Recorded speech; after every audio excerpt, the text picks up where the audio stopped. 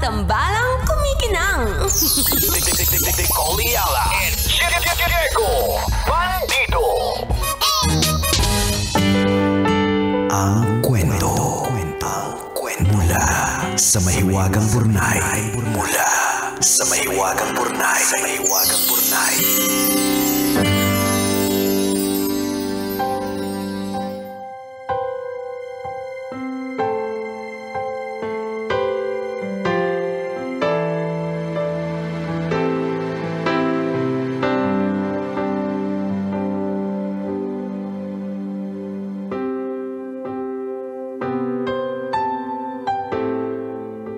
Kumikinang na tambalang Nicole Ayala at Diego Bandido. Magandang araw po sa inyo at sa inyong mga listeners. Itago nyo na lang po ako sa pangalang Greg, 28 years old at kasalukuyang namomroblema sa love life. Baka naman po, mabigyan nyo po ako ng payo. Ganito po kasi, tinamaan po ako ng matindi kay Carla. Napakaganda po kasi, parang Diyosa. Mabait din at responsable. Breadwinner po kasi at panganay sa 3 magkakapatid. Siya lahat mula sa gatas ng bunso hanggang sa tuition fee nung sumunod sa kanya. Sa simula, bilib ako sobra. Kasi simula nang maaksidente yung tatay niya at hindi na kinayang magtrabaho pa, sinalo niya lahat ng responsibilidad. Pero habang tumatagal, yung pagkabilib ko napapalitan ng pagkadismaya. Paano naman po? Tuwing lalabas kami, sinasama niya yung bunso nila. Nung isang beses, kailangan nung isang kapatid niya ng pera pambili ng gagamitin sa school project. Dahil wala na siyang pera, ako na yung nagbigay para matapos na. May mas matindi pa dyan. Nag-birthday yung nanay ko kamakailan kaya inimbitahan ko siya.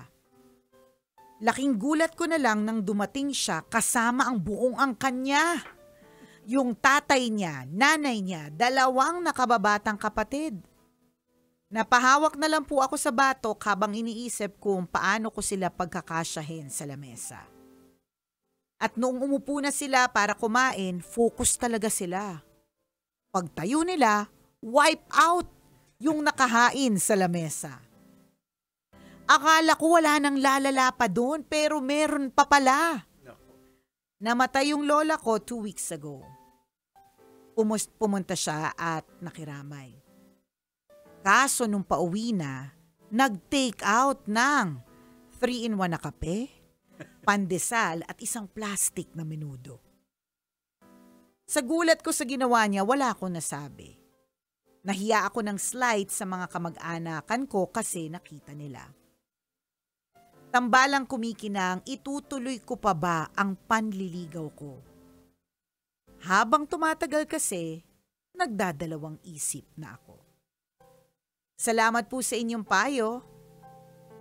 Ang inyong kumikinang na tagapakinig. Greg.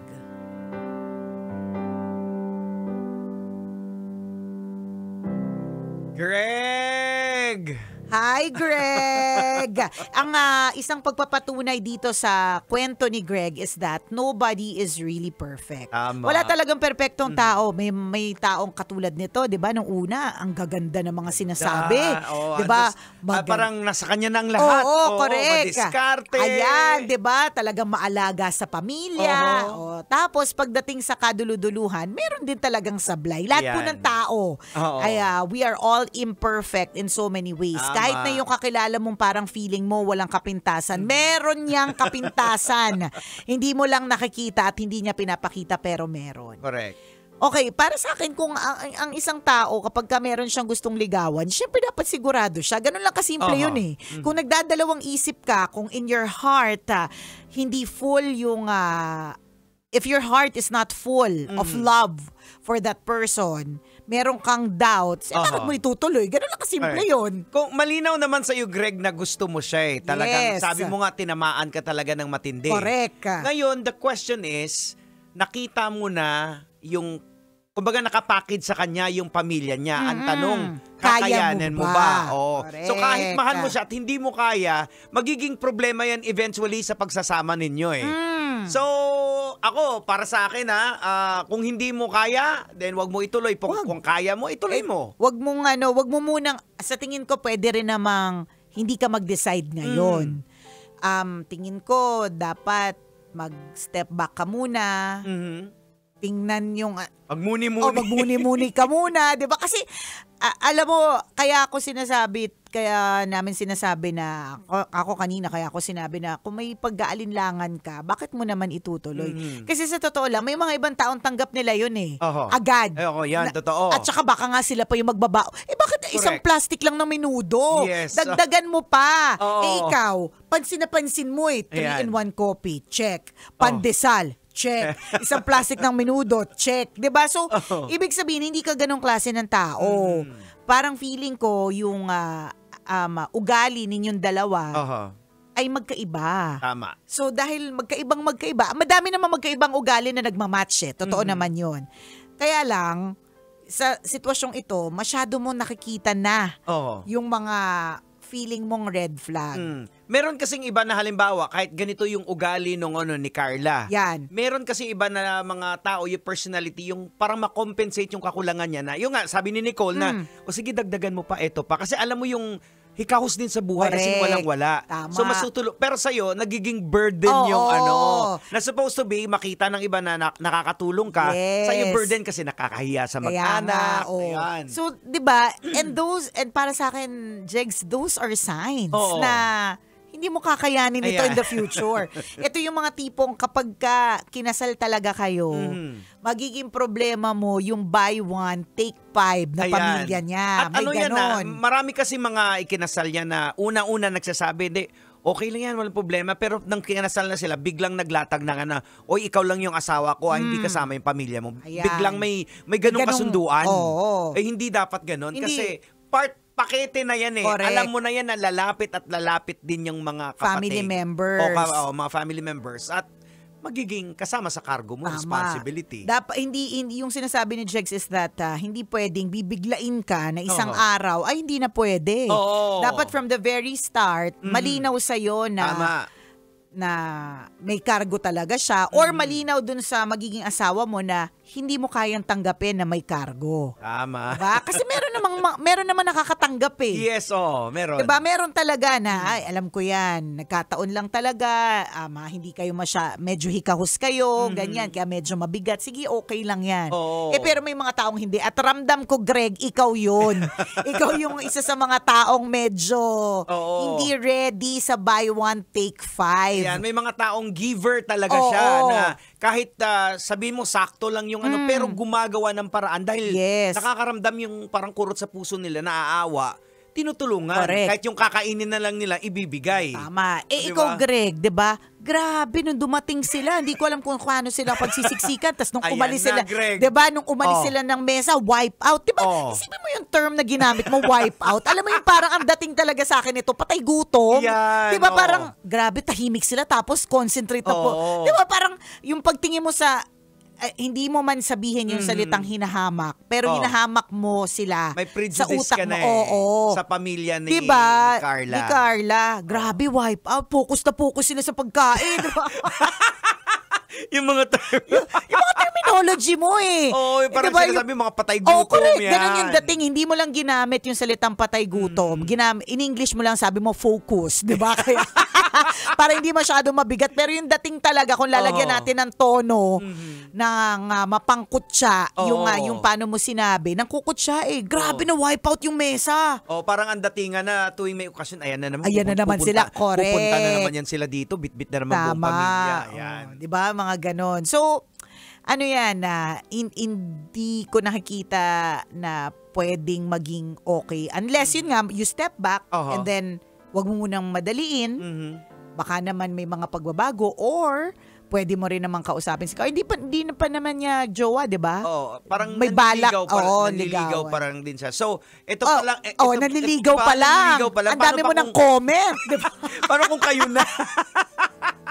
Naliligaw pa lang, ganyan ka na kumoment. I mean, hindi rin naman masama yung mga comments mo. Ibig sabihin, valid din naman talaga. Kasi kung isa lang naman talaga yung in-invite mo, tapos sa 6 yung dumating, tapos counted lang din naman yung budget mo. Feeling ko budgeted din to si Greg eh.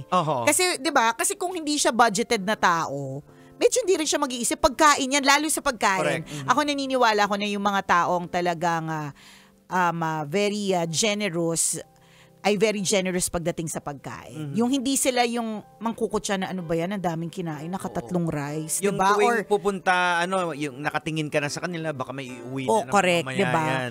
Pagkatunay ka talagang medyo nakaluluwag-luwag at saka giver, lalong-lalo na pagdating sa pagkain, hindi ka magko-comment. Ayan, Actually, matutuwa ka pa nga, buti na ubos yung, diba? Buti na ubos yung pagkain, kasi sayang naman. Yung feeling din na masaya ka kasi nakangiti yung dami may kakainin na naman sila. Totoo. Hindi eh. Tapos ikaw siguro yung tipo na, tago mo yun, baka makita. Correct. Sorry na, Greg. Totoo, Greg. Ginudge ka namin pero parang ganun ka talaga. Ano ka ba? Ba't mo nilabas yung leche plan? Ubus na naman yan mamaya. Tago mo yun mamaya na pag alis na nila. Saka mo na lang ilabas. Ayan na naman yung pamilya.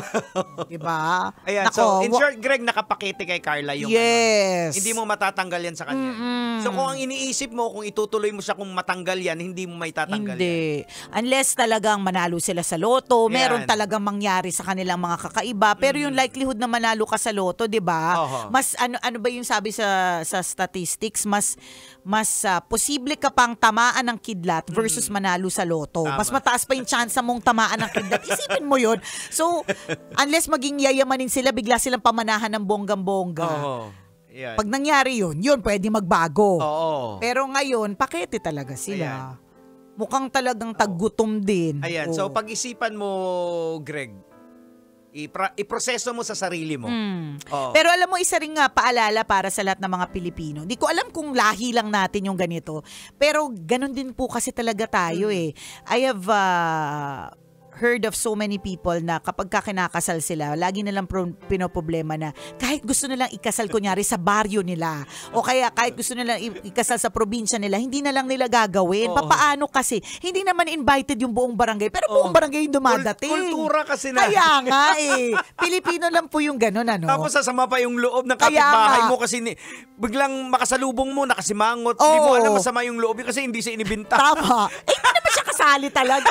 Hindi, pero totoo, ano yan, parang Filipino trait talaga yan, na kapag ka isa lang inimbita mo, specifically, isa lang naman yung sinabi mo sa imbitasyon. Una, hindi uso yung RSVP. Walang nag-RSVP, walang nagko-confirm. Maraming ganyan, yung hindi nagko-confirm, tapos bigla na lang magugulat na dadating. Guilty din ako dyan minsan eh. Halimbawa, meron ako natanggap na invitation. So, kunyari may ikakasal. So, may message ko ikakasal, I'll come. Pero hindi ko mababasa na dun sa RSVP, ibang number at ibang tao yung nakasulat dun. Kasi iba yung taga-organize. So, yung organizer magugulat kasi sino ka? So, ako naman parang, tinext ko kaya yung kakasal.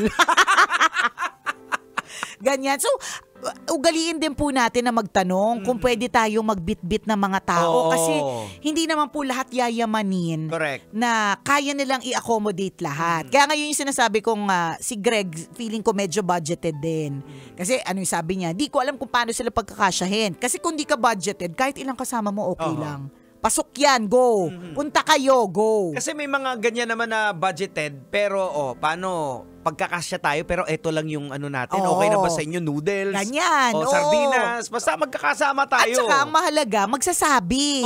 Yun din siguro kay Greg, kaya medyo na-turn off dito kay Carla. Kasi baka hindi nagsabi. Ayan. Si Carla lang inimbitan, dumating lahat. So magsabi din po tayo. Kaya mabigat din to kay Greg kasi nandun pa lang siya sa face na, syempre, nagpapa-impress. Syempre, nanliligaw. Tapos ganyan, 'di ba? Pero at least, ang kagandahan naman dito sa kwentong to, medyo na ano ka na. meron ka ng briefing, Oo. meron ka ng May idea ka na. future, may foresight, 'di ba? In the future, ito yung mangyayari. Oo. Mabigat ang magiging responsibilidad mo para sa pamilyang ito, hindi lang para kay Correct. Carla. Bit niya yan, yung pamilya niya. Halimbawa, mag-asawa na kayo, biglang kakatok yan. Ayan. O, kahit gabi na. Ayun. Ate, may sakit si ganito. Ayan, Oo. ganon. Kailangan dalhin sa ospital. Ayan na nga. Mangyayari yan. Hindi naman kami manghuhula, pero basic. Alam na natin yung mga ganyang klase, Oo. mga eksena. At hindi mo matatanggal yan kay Carla. Oo. Nakalink yan sa kanya. Hardwired sa dyan. Correct eh. Mukhang nakadikit sa kanya Oo. eh. So wala tayong magagawa. Oras natin mga kabisyo, 1:39. Ako pong kumikinang na ulo, Diego Bandido. At akong kumikinang ina mo, Nicole Liala. Kailangan pa bang i-memorize yan? Basic!